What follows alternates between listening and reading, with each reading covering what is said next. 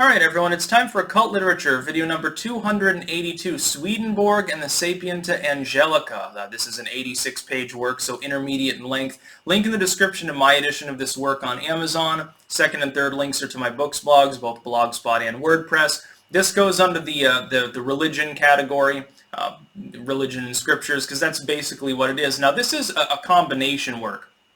Much of it is an autobiography of Swedenborg, Emanuel Swedenborg. Of course, he was an inventor, an engineer, scientist. He delved into anatomy, actually, within the realm of medicine.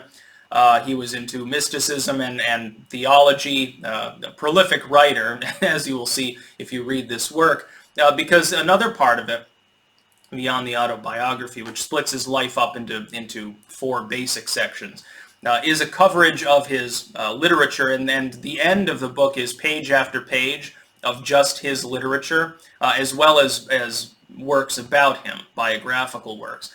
It's a very long list.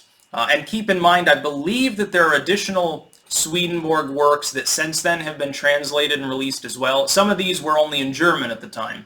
Some of them are in Latin initially. He wrote many things. Now, Swedenborg himself, let's go into the autobiographical sense here, was a very interesting character. Some people think he was nuts in the literal sense. Some people think he was an opportunist who was basically a religious charlatan. He's seen sort of the way Joseph Smith is among Mormons to some degree, and I know some people in the Swedenborgian movement probably consider that insulting, and I'm just saying that the way that he's regarded overall by people, their opinions is similar. He even spawned a sub-religion, like a religious sect of basically mystic Christians that are believe that his particular writings are revelation of a sort, that his visions were valid. What happened is that, oddly enough, when he traveled to the Netherlands, of all places where I am now, he started having what he described as religious visions and mystically inclined dreams, and thought he was being contacted by spirits, by angels, that were giving him the revelation of the true Christian faith to bring it into the next era, so to speak. Now, in the context, this is long before Blavatsky. This is long before the latter-day mysticism. This is like pre-Enlightenment era material and early Enlightenment era stuff. It is at least spiritually informed, if not divinely revealed. Having read through some of his work, I would say he's definitely a genius. You can think he's a mad genius, but he shows a level of skill in his writing, in his thought processes that was uncommon in the era. Now, I'm perfectly willing to accept that if he had visions at all, they were probably hallucinatory in nature. That being said, the overlapping of psychotropics and delirium, essentially, with religion is so ironclad, so obvious, and so well established, it doesn't really matter to me. He supposedly was able to have visions of things at a distance. For instance, on numerous occasions, supposedly correctly declared that there were fires or other disasters happening. He had all sorts of weird things happening to him. And he, over the course of his life, initially was more into secular things and delved a bit into theology before having these visions, and then, strictly speaking, focused on the spiritual.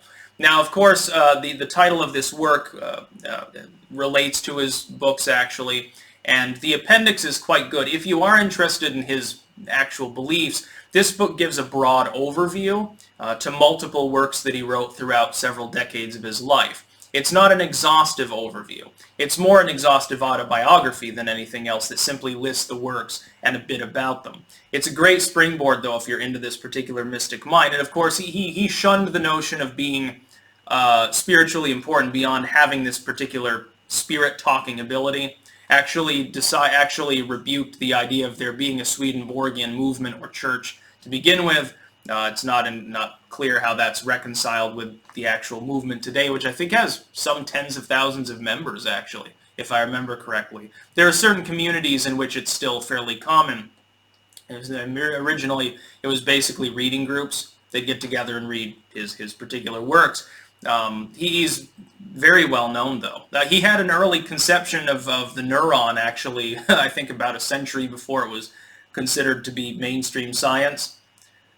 The dude had some insights, some of which are kind of spooky. You see this within the occult. I mean, I know he wouldn't use that term to describe himself, but within the realm of the occult, sometimes you have people You can declare them mad. You can say that they were even a charlatan, but yet they have these particular insights because of some sort of personal genius that sort of goes beyond even caring about what the particular nature of those revelations actually is.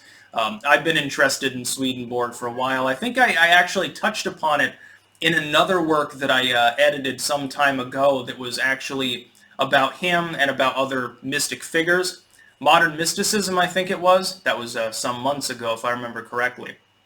Anyway, highly recommended. And again, link in the description of my edition of this work on Amazon. Second and third links to my books, blogs. Again, intermediate read, largely autobiographical, but it does touch on some of his mystic topics, actually, and include an expansive appendix for those that want to read more. That's about all. Peace out.